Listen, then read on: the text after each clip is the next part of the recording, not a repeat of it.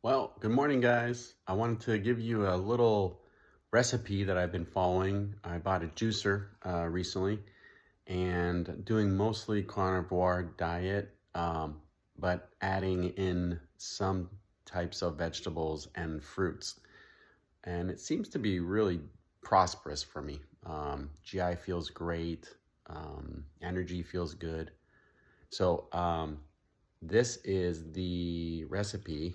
I just made a batch and I wanted to let you guys know what's in it.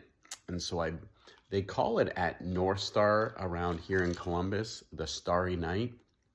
And it's, I put a lemon.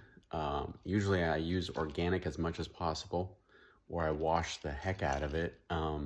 But yeah, use 1 lemon, 6 sticks of carrots, and about a cube or 2 of ginger, and 1 apple.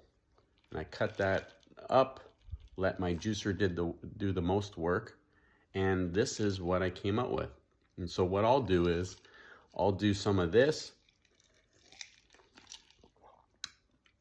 It tastes refreshing so much. But I'll do some of this and I'll add some perfect aminos to get my amino acids going, so I get some protein, and then I'll go and work out.